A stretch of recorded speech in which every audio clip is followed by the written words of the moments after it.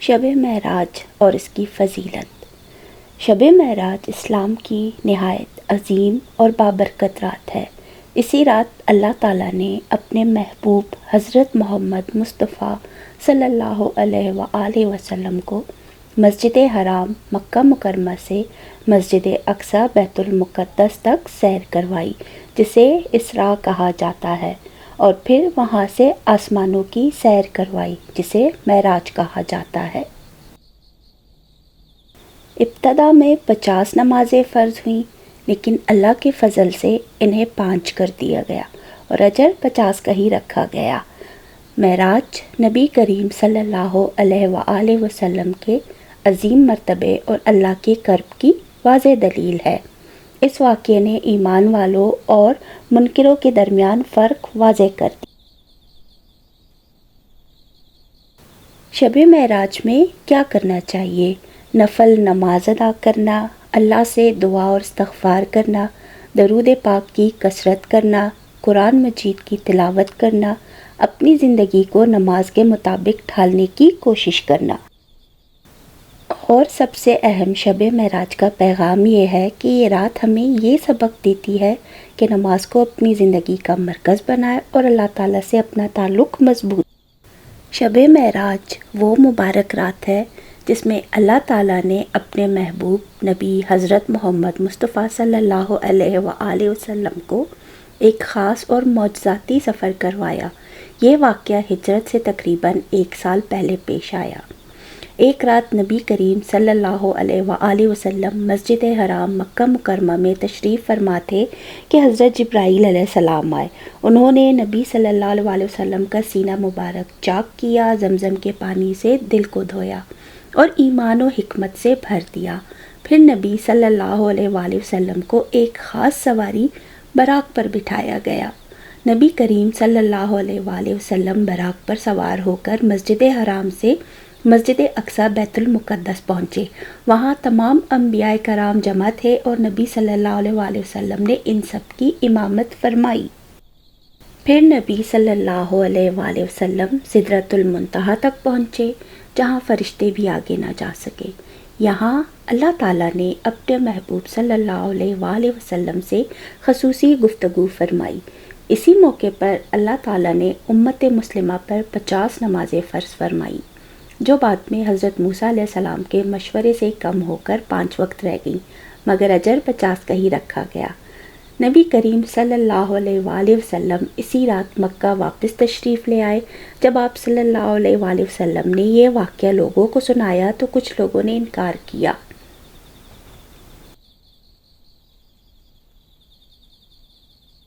شب معراج ایک بابرکت اور عظیم رات ہے۔ اس رات کا اصل پیغام نماز، عبادت اور اللہ سے قربت ہے، اور شب معراج میں جو اعمال کیے جاتے ہیں اس میں ہے نفل نمازیں، 2، 4 یا 8 رکعت نفل نماز ادا کریں، نماز میں خشوع و خضوع کا خیال رکھیں، فرض نمازوں کی پابندی کی جانی چاہیے، 5 وقت کی نماز باجماعت ادا کرنے کا پختہ عزم کریں، کیونکہ نماز کا تحفہ ہم سب مسلمانوں کو اسی رات ملا تھا۔ قرآن مجید کی تلاوت کرنی چاہیے، ترجمہ و تفسیر سمجھنے کی کوشش کرنی چاہیے، ذکر و اذکار کیے جانے چاہیے، درود پاک پڑھنا چاہیے۔ نبی کریم صلی اللہ علیہ وآلہ وسلم کی ذات پر کثرت سے درود بھیجنے سے ہمیں بہت ثواب ملتا ہے۔ استغفار اور توبہ کرنا چاہیے، اپنے کیے گئے گناہوں پر ندامت ہونی چاہیے، اللہ سے توبہ کرنی چاہیے، اپنے لیے نیک اعمال کرنے کی توفیق مانگنی چاہیے، اور اپنے رزق میں اضافے کے لیے، صحت میں اضافے کے لیے اور نیک راہ پہ چلنے کی دعا کرنی چاہیے۔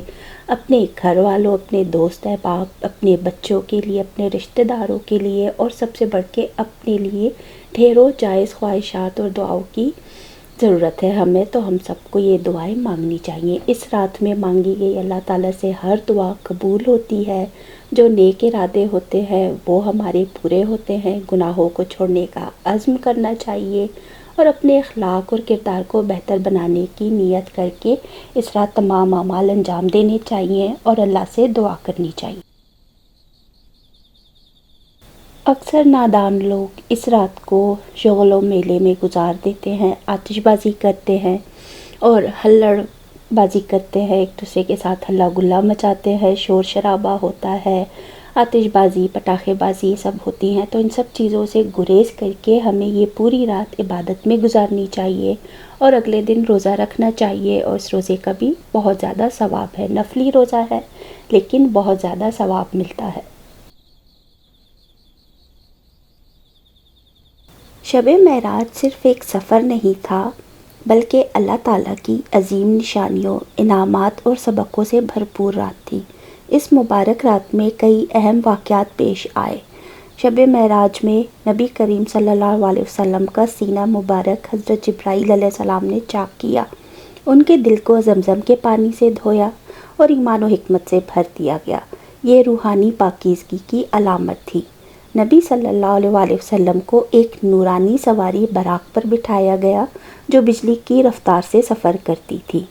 مسجد اقصی میں نبی کریم صلی اللہ علیہ وآلہ وسلم نے تمام انبیاء کرام کی امامت فرمائی، جس سے آپ صلی اللہ علیہ وآلہ وسلم کی قیادت اور عظمت ظاہر ہوئی۔ ہر آسمان پر مختلف انبیاء کرام علیہ السلام سے ملاقات ہوئی۔ حضرت آدم علیہ السلام، حضرت عیسیٰ علیہ السلام اور حضرت یحییٰ علیہ السلام، حضرت یوسف علیہ السلام، حضرت ادریس علیہ السلام، حضرت ہارون علیہ السلام، حضرت موسیٰ علیہ السلام اور حضرت ابراہیم علیہ السلام۔ نبی کریم صلی اللہ علیہ وآلہ وسلم کو جنت کی نعمتیں اور جہنم کے عذاب دکھائے گئے تاکہ امت کو نصیحت ہو۔ نبی صلی اللہ علیہ وآلہ وسلم سدرۃ المنتہا تک پہنچے، جہاں فرشتوں کو بھی آگے جانے کی اجازت نہیں تھی۔ نبی کریم صلی اللہ علیہ وآلہ وسلم کو اللہ تعالیٰ سے ہم کلامی کا شرف حاصل ہوا، جو کسی اور نبی کو اس انداز میں نصیب نہیں ہوا۔ اسی رات امت مسلمہ پر نماز فرض کی گئی، جو مومن کے لیے معراج ہے۔ یہ خوشخبری دی گئی کہ امت کے وہ افراد جو شرک سے بچیں گے، اللہ تعالیٰ ان کی مغفرت فرمائے گا۔ یہ پورا سفر ایک ہی رات میں مکمل ہوا، جو اللہ تعالیٰ کی قدرت کا بہت بڑا معجزہ ہے۔ پیغام شب معراج۔ شب معراج ہمیں یہ سکھاتی ہے کہ اللہ تعالیٰ ہر چیز پر قادر ہے۔ نماز ایمان کی بنیاد ہے۔